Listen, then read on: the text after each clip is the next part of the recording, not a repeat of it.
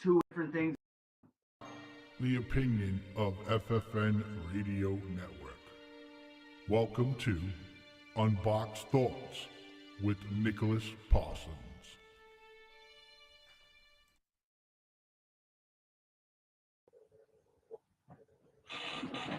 What is up, guys? How are you?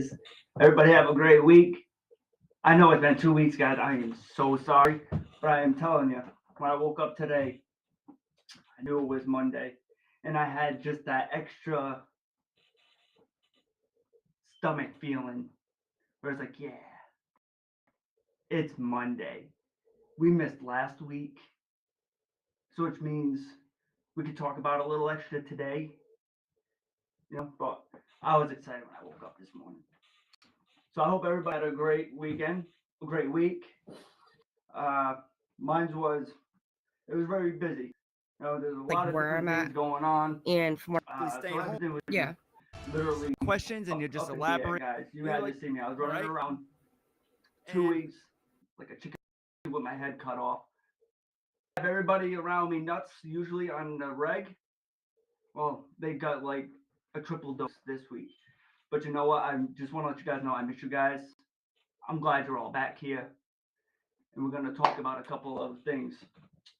So last week, I was watching TV. And guys, when I talk to you, I'm open with you guys, right? I want us to have that feeling. I want us to have that connection. I don't want us to hide anything. I don't want us to have no secrets. Okay? I will tell you guys about anything. You guys know about my drug history. You know about my mental health background. Okay? So I tried digging up some papers for you guys today so I can give you a little bit of an insight. But I'll have to do that later on in the week. But guys, get this, okay? A couple of things are going on. So one, I'm watching TV last night. And there's this late show on there. I don't think it's really a news thing. But there's this gentleman who usually sits down and he's got a guest every week. This week, it just so happens to be this lady who's a CEO for AdCare. Okay, so AdCare teamed up with this corporation called Tide. Okay, now I don't know too much about them. I've heard of them through the grapevine, but here's the thing. Tide is there to help with any mental health disabilities. Okay, guys.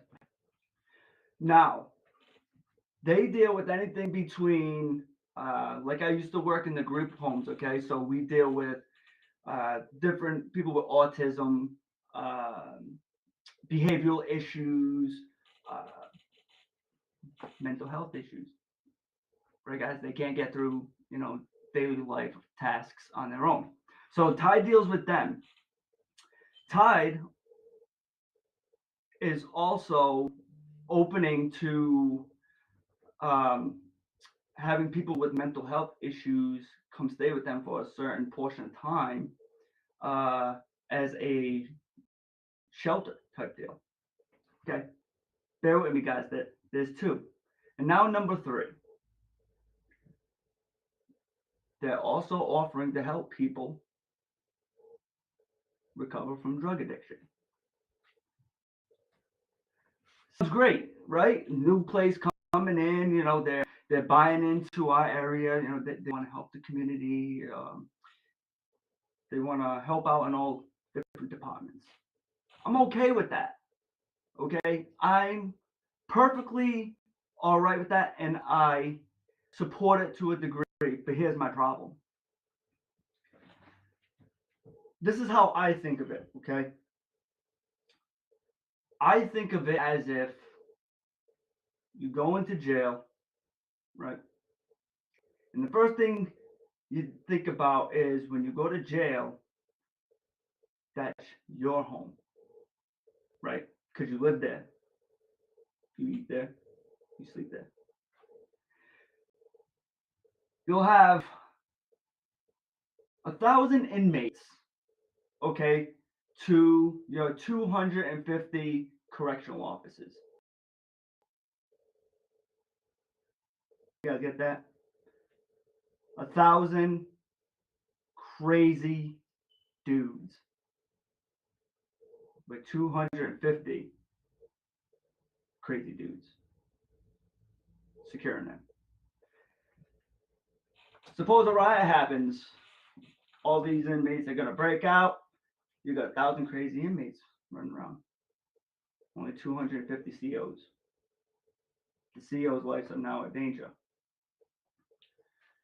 So going back to Tide, I think it is great that you want to have a business expanded to that variety, those three key departments within the mental health field.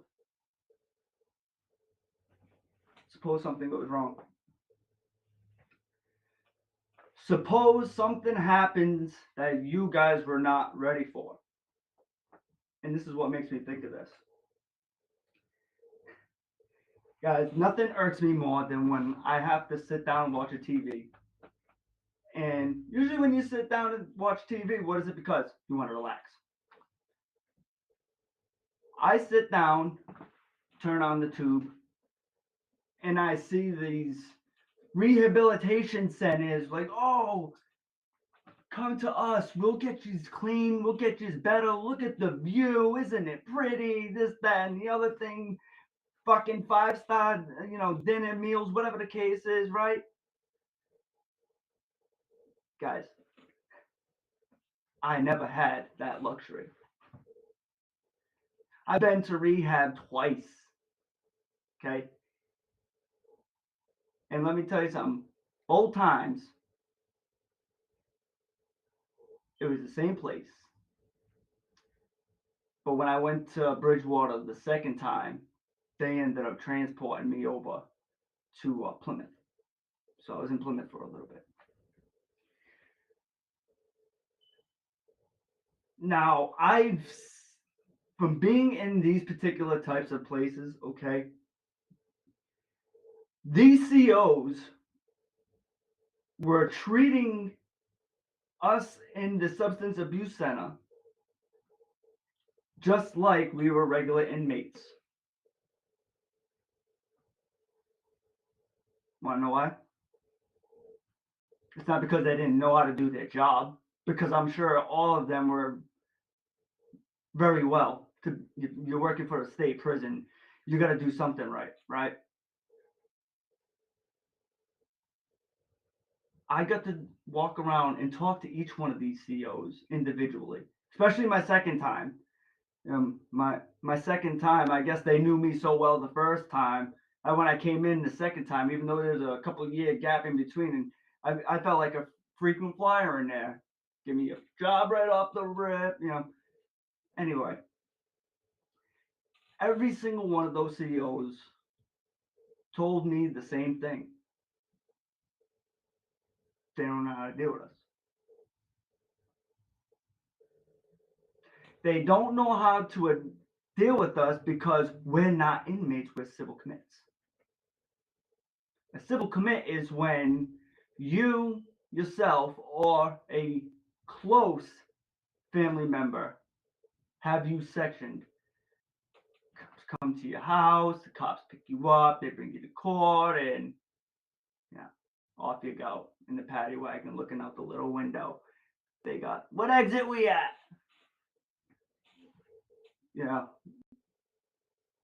Try to make these little games on our way up there, because we know we're all time we get there.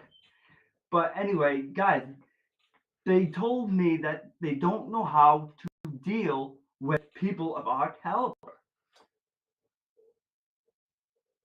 They're not trained well enough to deal with those types of people. Which brings me back to Tide. It worries the shit out of somebody like me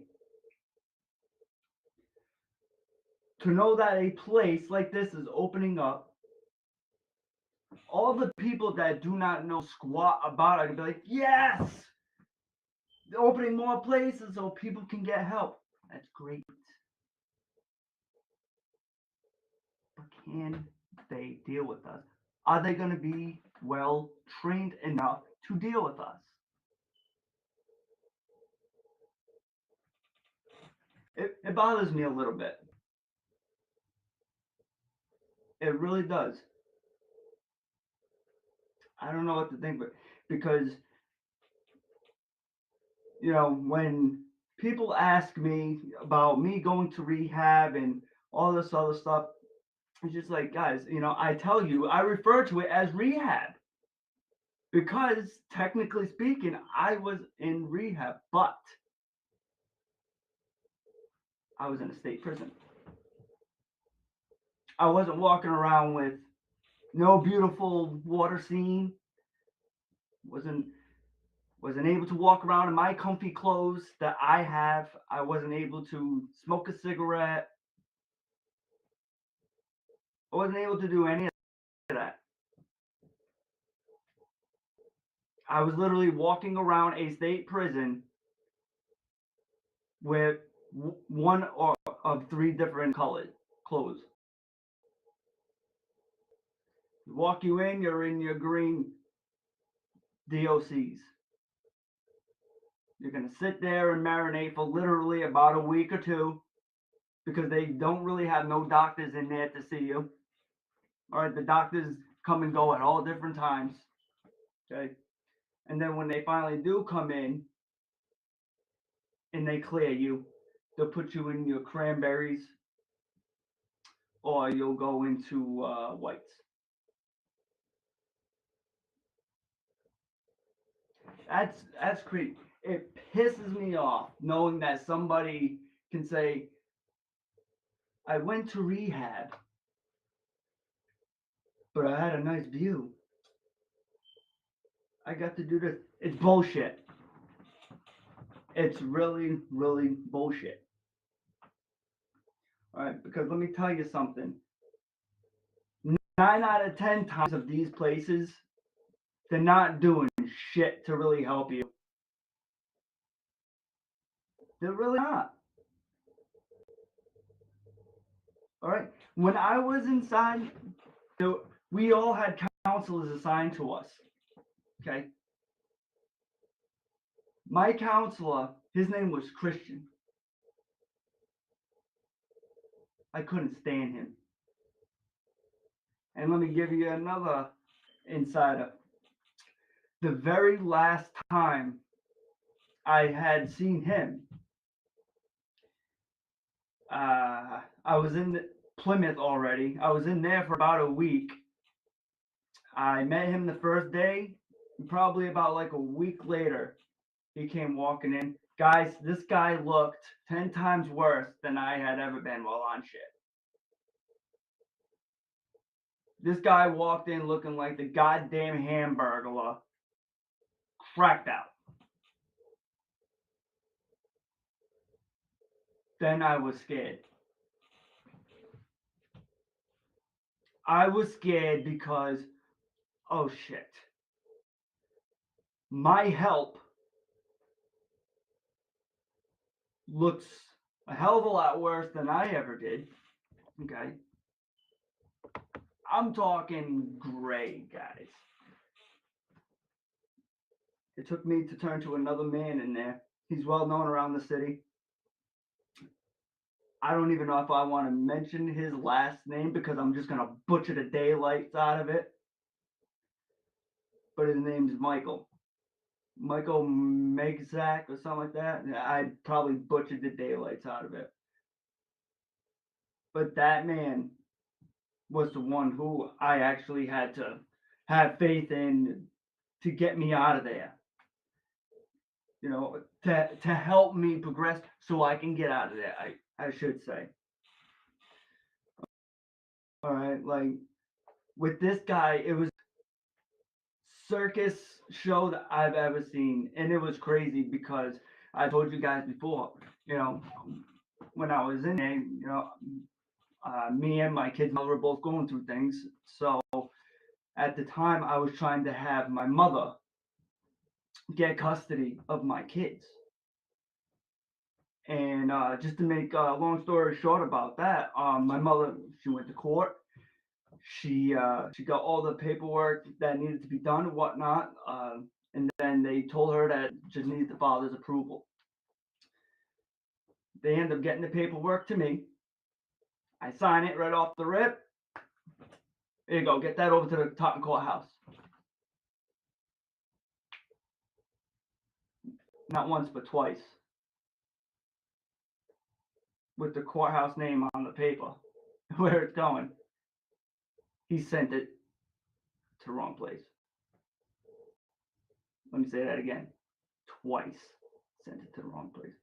So, having said that, I knew I was screwed. All right, my mother, the court date didn't go the way we planned for it. I ended up getting the phone call later on in the day. She had told me some things had gone on, and it was like, shit. But back on topic, guys. The reason why I say this is because I had gone through that experience. Guys, we're dealing with people with mental health issues during the holidays. Okay? And it worries me that some Joe that just happened to hit a bump in the road isn't going to be able to spend the holiday season with his family or ever see his family again just because somebody don't know how to do their job right. Now, for whoever's watching out there, I say because somebody doesn't know how to do their job right. I always like to say everything has a certain situations, so I get it. I'm not necessarily saying that they don't know how to do their job.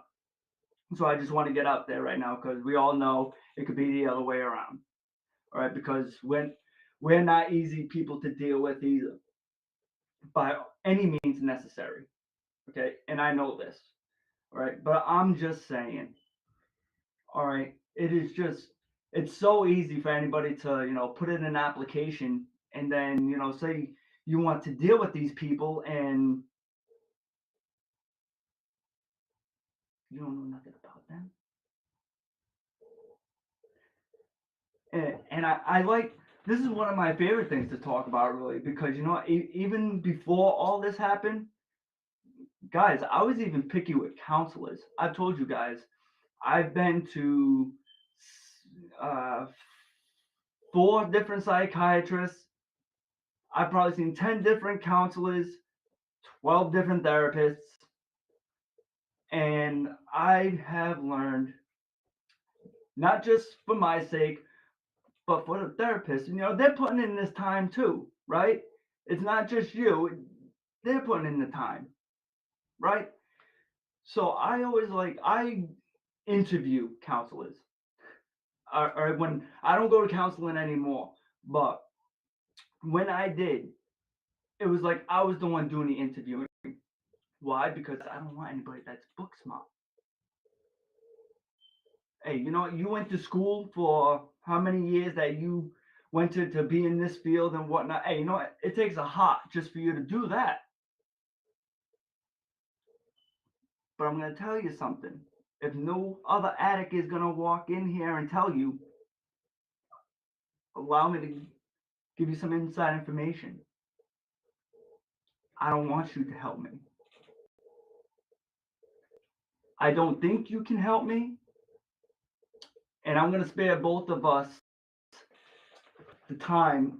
And I'm going to say, I'm going to move on to somebody else. Why? Because I need somebody who's been there and done it.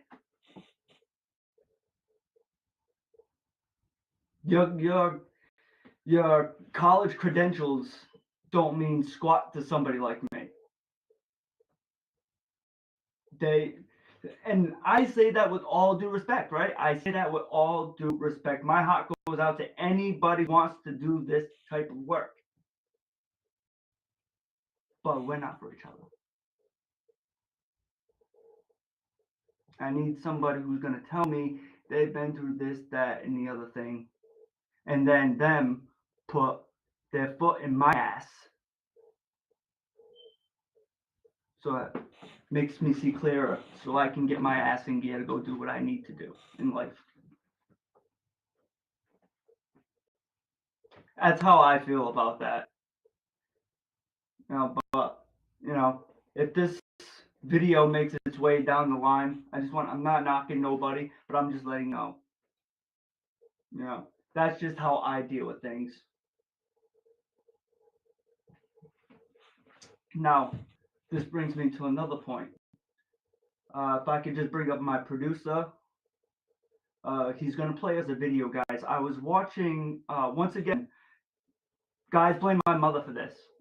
My mother was watching the talk, and there was something that, once again, the lady had said, and, it just triggered me to, go on Google, and out of all things, it pops up what I'm looking for on TikTok.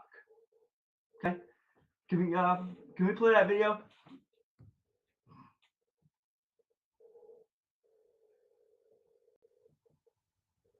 What's up, y'all? I'm going to try to make this fast in this video in this 3 minutes. Guys, We're going to make this video to treatment centers. So all of you addicts out there, share this video. Share, and let's get it out there. Dear treatment centers, number one, you've got to stop controlling your addicts that you are trying to help. Okay, addicts do not like controlled environments, and there's a thin line, a boundary line that you need to set on this control. Okay, number one, smoking cigarettes. My doctor told me, Stacey, you do need to quit one day, but you got to work on one addiction at a time. When these treatment centers are wanting addicts to come in and quit their drug of choice, and they want them to not smoke cigarettes at the same time, a lot of addicts won't even go through them doors if they know they cannot have a cigarette. Don't do that. You have got to work on one thing at a time. Cigarettes are an anxiety thing. Moving into a whole new environment is scary for drug addicts. So if they need that for their anxiety, let them have it. And the nicotine patches are not enough. Okay. Number two, I once worked with an addict that asked if he could take his guitar in a treatment. That treatment center said no. His guitar was his form of therapy. And if that helped him therapeutic-wise, why not let the addict have their guitar?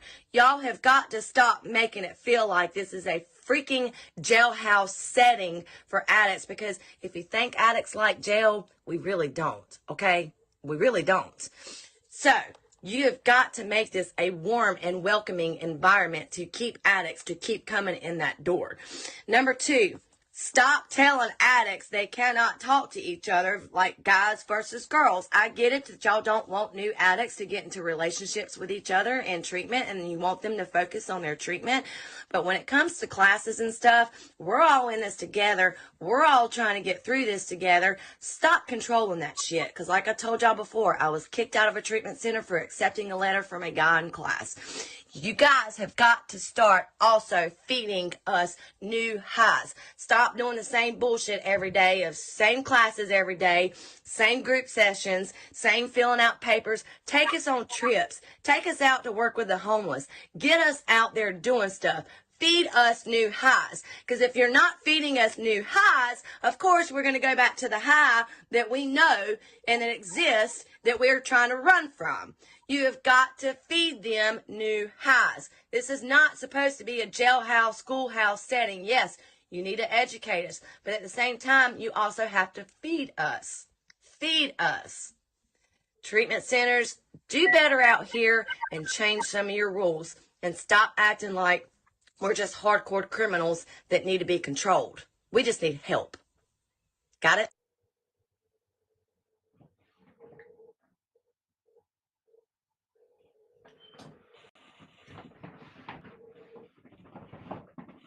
That is as close to spot on as you could probably get. Okay? Because like I was saying before, Guys, I've told you before, I have done some crummy shit. I have robbed loved ones that mean more to me than anything. I've done some bad shit. And it was all for the wrong reasons. But when you go away to get help, it is very important to make sure that the establishment that you're going to has the proper care for you. Okay. Now, in my situation, okay, it was almost like my mother knew I was in a bad situation. All she knew was that she needed to go and get her son help. She knew her son had a job. She knew her son had bills to pay. She knew her son had children that he needed to provide for. But she also knew that I couldn't get nowhere unless if I got help. And the place that when they send you to Bridgewater, man, and it's not like you have an option. You do not have an option. Wherever that judge tells you you're going, you're going. And what are you going to do about it? You're in the courthouse. You're cuffed. You ain't running out of there, buddy. So, when they tell you you're going to a place like Bridgewater, Plymouth, I don't know if Plymouth is even still open. When I had gotten there, it was fairly new and there was already talks of it being shut down, that section. But regardless, okay, we go to these places to get a better sight of life, okay, a better perspective of life, to give us hope that we can hopefully one day change, make a difference, and give back to the society that we took from. Right, guys? Because we've talked about this before. Right? I've said it before, guys. For anybody going through your rehab stages or for any faults that you had done, I tell you guys, and I can't stress it enough, guys, your time to me of being given shit, it's done. It's now our time, our turn, I should say, to give back. Right, I've said it before. The world don't owe us shit anymore. When you go down that road, yeah, they're coming back, but you gotta earn everything now. As if you having to earn everything before wasn't bad enough, it is now 10 times worse than why we got ourselves there. But we can dig ourselves out of it. We just need to make sure that, number one, we're ready, right? That's where it all starts. We got to be ready, okay? And number two, these facilities have the help we need. You know, I think about it every day because I still have friends, guys, that go through this shit. You know what I mean? Of course, I cannot turn my back on them. Why? Because I've said I have probably around 4 or 5 good people around me that they hold me close to them. And you know what? I have to hold on to them just as tight. All right. So, guys, we are going to take a quick short break. All right. And then when we get back from our break, I want to talk more about what the girl had said as far as, you know, how it should be inside these rehabilitation facilities and steps that, you know, we can take in order look at different perspectives on, where we could possibly try to get ourselves into different sources and stuff like that. All right, guys. I hope you're all enjoying the show. Stay right here. We're going to be back right after the break.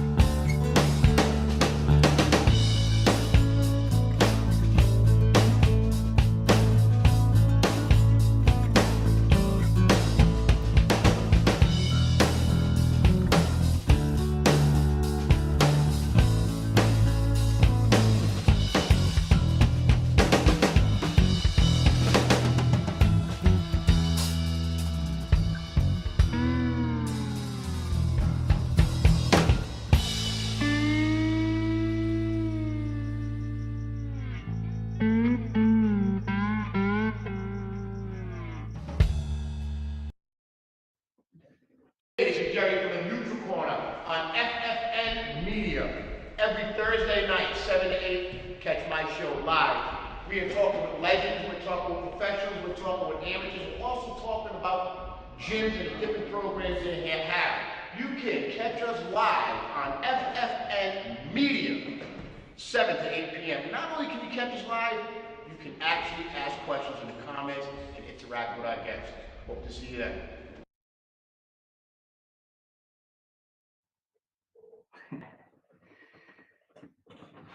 That's a good one. Everybody, you guys all see that commercial? Guys, that's Jerry Souza. Jerry runs a show on this network on Thursday nights, 7 o'clock, called The Neutral Corner. Let me tell you something. If there's one person that I could probably name, like outside my circle, that that I had met and could just really, draw that motivation and get the juices flowing, and it's Jerry. Jerry could freaking motivate a goddamn rhinoceros to probably go take a goddamn swim.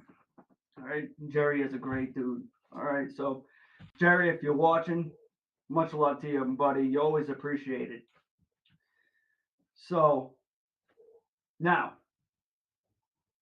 I want to go back to the video, okay, that we all had just seen, guys.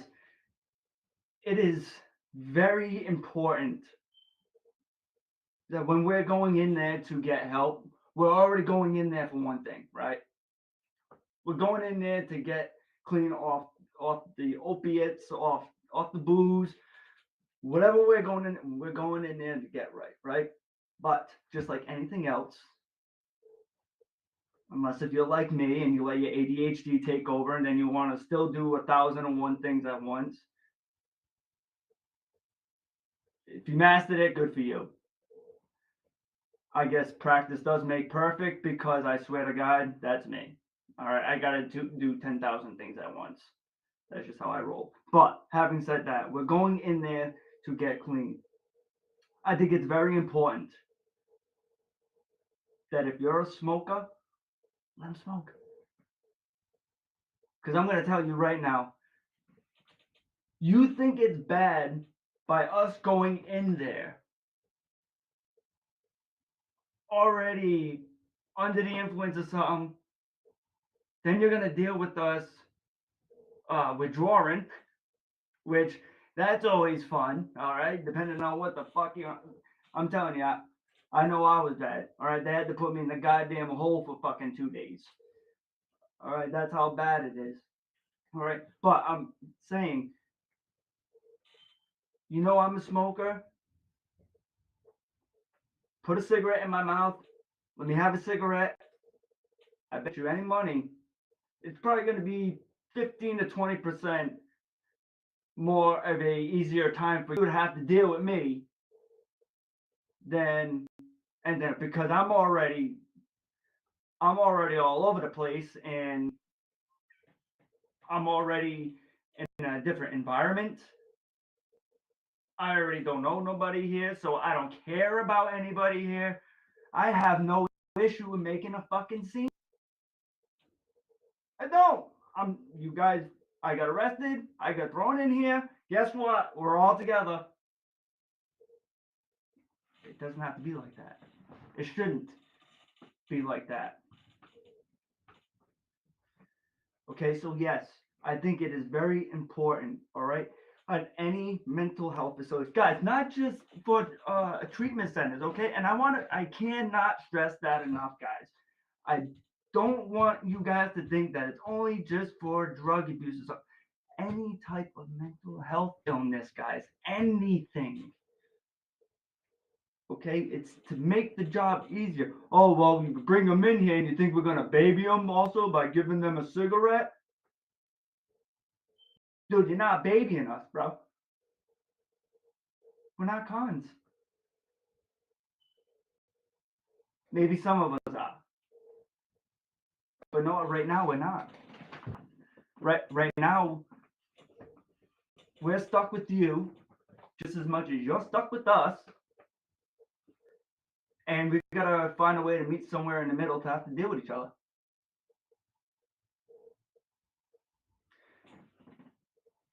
Number 2. How many of you guys think that it's wrong when you're going into a treatment center to bring something in with you? The girl said that she worked in a place where they wouldn't let the kid bring, no, I'm sorry, she was in the treatment center, whereas they wouldn't let the kid bring in his guitar. Why not? You have the right security. They do their job right. They check everything. Nothing's inside the guitar.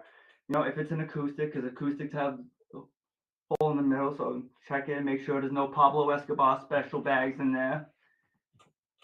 An electric guitar, it's all solid. Check it out. So what's so wrong with that?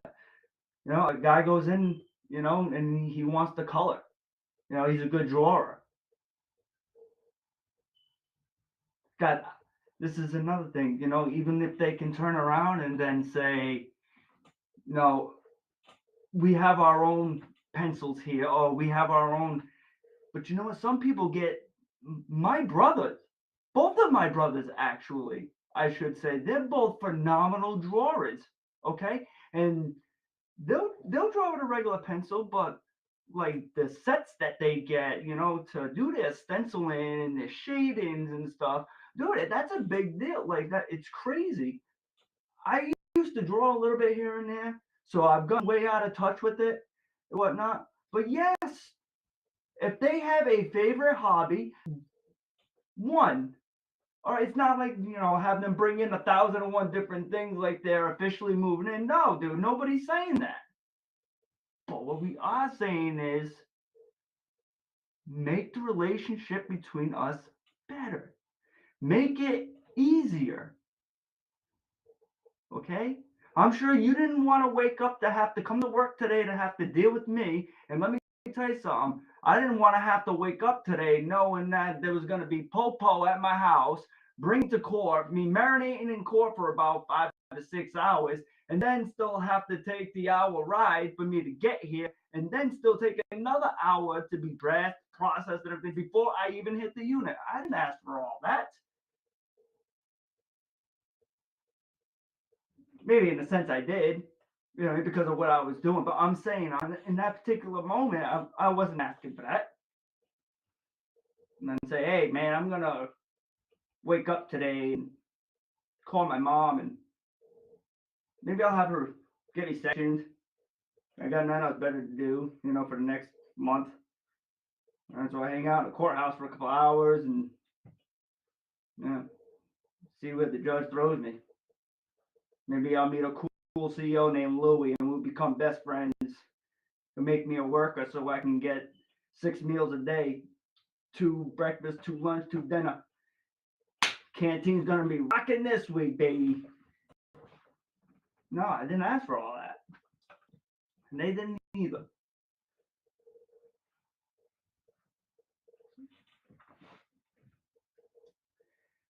It's a very sentimental subject to me on how we're being treated. And I say we because let me tell you something. I've said this before, and I'll say it again. If you can wake up every day, if you're in recovery, yeah, guitars are considered contraband. That's right. Yeah, because of the strings and stuff. But that's in a prison setting, Angel, right? That's in a prison setting. I'm talking about more in a rehab facility, like when I went to New Bedford. There's a New Bedford, and I believe it was from I want to say Family Services runs them or did. I don't know. Fact of the matter is it was more of a mental health facility, hospital type deal. You know what I mean? So you would think like between that type of facility compared to the prison type facility would be, yeah, the rehab center, the contraband. And it's crazy. They, what was I saying? I'm sorry. I seen that pop up. It happens to me sometimes, guys. Bear with me. So, yeah, I just find it really important that, when a place like Tide opens up, or, Stars right over here in the, there's 2 of them here in the city. I've met a couple of nice people there, but I have no faith, guys, in our mental health system. All right. And I think by us all coming on this show every week, and we get to talk about these different things that we've seen on TV, or guys, at any given time, okay, you guys think of something during the week or like whatever the case is, you know what I mean, and the show's not on, send me a message. Send me a message. I can't promise you, I'll get back to you right then and there, but I promise you, I'll get back to you. All right. You guys can go right on over to my Facebook page. You guys can friend request me. If you already have me as a friend, send me a message.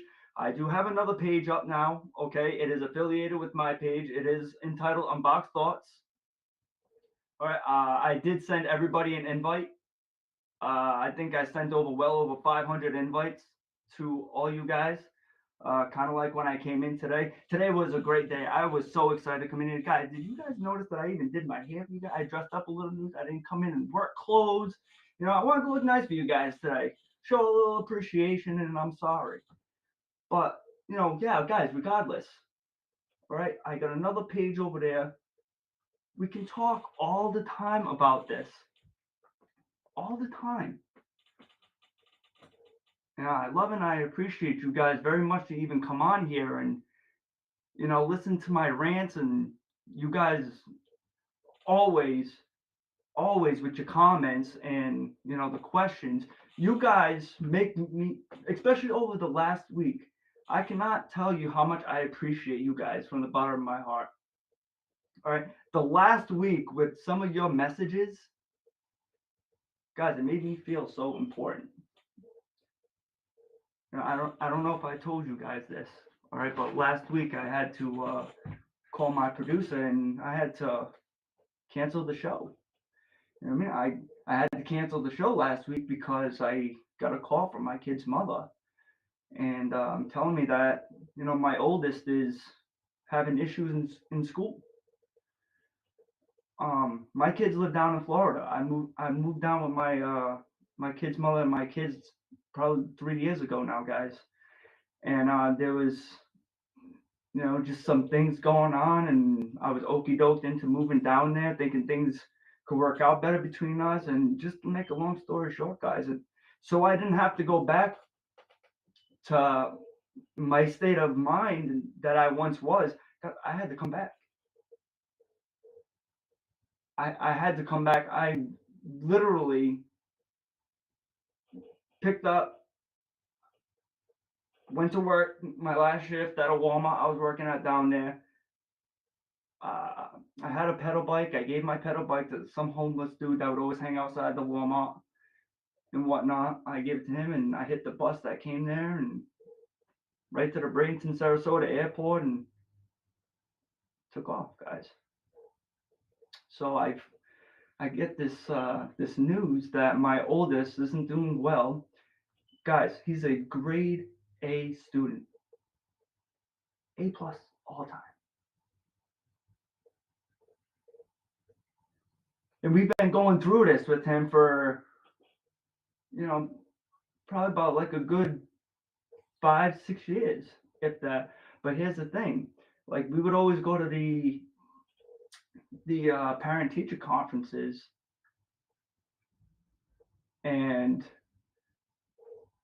they would always tell us the same thing, like, oh, Miles is great, he does his homework, so smart, but he has an issue raising his hand.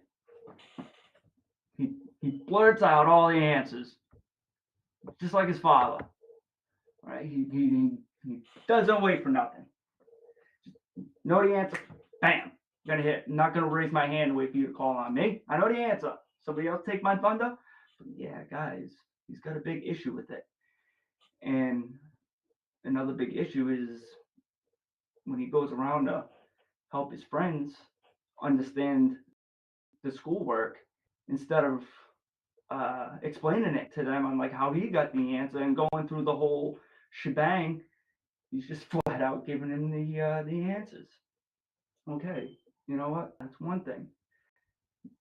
Now he's going to school, guys, saying that he wants to kill himself over video games. Video games. Okay. So when she's telling me this, he told a fellow student and told the teacher, next thing you know, I guess his testicles grew 5 times bigger, and he decided to even tell his guidance counselor, guys, my brain was racked. All right. I was ready to fly out. I was ready to go see what the deal is, but here's the thing. God, I literally, the best decision, financially and working, sitting here marinating, waiting to hear what was going to happen. It was probably one of the most painfulest things I've ever felt. But rest assured, okay, everything was at the bottom of it. We got to the bottom of it. Everything's set in stone. He will have to go see a counselor. Which what can we do as parents? You know what I mean? It's like we went through it. We don't want our kids to go through it, but it's like sometimes our kids will have to learn things by a parent not telling them. You know, maybe it takes somebody else that's not in the circle to have to, broaden their horizons and open their eyes to different things. You know, it's like his father. And sometimes in different aspects of our lives, we hope our kids don't take after us in some areas, but it's what happened. Right. So it is 7:55, guys. Show usually ends at 8, but I just got a message from the producer. Mr. Blazeman is going to give me an extra 5 minutes today. Talk to you guys. Answer some of y'all questions. I'm really glad all of you came here today. Happy to see you. Happy Monday, guys. Guys, how many of you out there like Mondays? Not many of you, right? I love Mondays. Not only because it's Motivational Monday, but you know what? To me, Monday is not only the beginning of the week, but it's also the beginning of where you want your state of mind to be. And that is going to reflect on how the rest of your week is. So, hope you guys all had a positive day. So, Jolie. I love Jolie. Jolie is amazing. Guys, I graduated with Jolie back in 2012. 2012 for a medical assistant. She's here every week. So if you guys know Jolie, tell her hi. She's an amazing person and an amazing mom. So Jolie says, have you ever heard anything about Teen Challenge? The name is misleading, but for all ages. I was curious because I heard good things about them, but someone has been there. I would like to hear their view on it. Joey, I have heard about Teen Challenge, and you know what? A couple of good friends of mine have. I would imagine that for your teenage kids, they have nothing but good things to say about it. Honestly, I don't know about the whole ins and outs issues. I do have several people that work in the mental health field, and different areas. So I can definitely ask around for you if that's something that you'd want me to do. I will definitely do that for you. I will hit up my people and have them get in touch with their people, and then they'll get back to me and I'll get back to you. But yeah, I've heard nothing but great things about Teen Challenge. Andrea Arledge. Oh man, we got both sisters in the house today. Woo! What is the pleasure? So Andrea, we don't want help until we are ready. I need someone who has been in the dirty trenches. Girl, let me tell you something. That is the very first thing. We need to want the help. All right. And I've talked about this actually every episode I try to hit on a little bit of everything, but the first step comes with us. All right. I've had multiple friends and family members, and somebody's going off the deep end and they're like, come on, let's take a ride. And next thing you know, they're dropping them off in front of the goddamn police station, or they're dropping them off in front of freaking Corrigan and shit like that. And it's just like, it's all fine and dandy, but the second you drove off, they were walking right behind you, right? Yeah, same thing. We need to want it, all right? Because without us wanting it, it's just a lost cause. I missed your beginning. What was your intake in Michael? So yeah, I probably butchered his name, Andrea, but it was Mike Maxiak. Don't take this offensive. Big, tall, black ball dude. Voice with the idea of a freaking lying. I don't know. Like this dude, I would just remember whatever. He kind of reminds me of Jerry. Honest to God, it's like when they say something, they say it with such intensity in their voices and such that oomph behind it, where it's just like, yeah, I can go do this. You know what I mean? There's not a mofo out there who could stop me. You know, and I do know like he was running some home groups out. I think he was in Taunton at one point in time. But yeah, that dude Mike, he's a godsend. He really is a godsend. If it wasn't for him, then as far as rehab goes, because he was the one that stirred me in the right direction. So Jenny Rose says, think about how many cigs you've probably given away. I'm sure people get jealous of others, and it can takes things confrontational. Yeah, yeah. While I think they should be able to smoke, it's probably easier to prohibit them than monitor and deal with it. And yeah, you do got a point. You know what I mean? You do got a point, but this is how I look at it. I look at it is they're already dealing with enough. Like going back to that place that I was talking about in New Bedford that's ran by Family Search. I think it's ran by Family Search. Don't quote me on that one. It's in New Bedford. But what they did was like we were able to go out this little side door, and they had this, and it was all like caged off. There was a cage fence and shit like that, and then they had the cameras, and there was only I think like 10 of us in there in this particular place, so I'm sure no matter what rehab facility it is, you can take us all out periodically, whatever at a time, 4 or 5, come up with some schedule to, such and such is gonna, have a cigarette at this time, you know what I mean? Or, yeah, I'm very sure there's ways to break it up. So, what else have we got here? Jolie says, it was not for me, just asking because it's supposed to be a good rehab for other people who need it. Yeah, absolutely. To me, there's not enough places. Okay, there's not enough places, and there's not enough resources.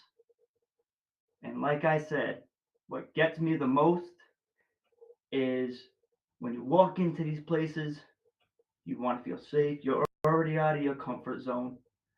Okay, I think that's probably why I feel so comfortable going outside my comfort zone. So I guess in a way, kind of helped me,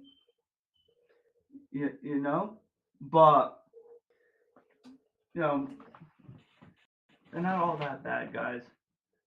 So I got one more.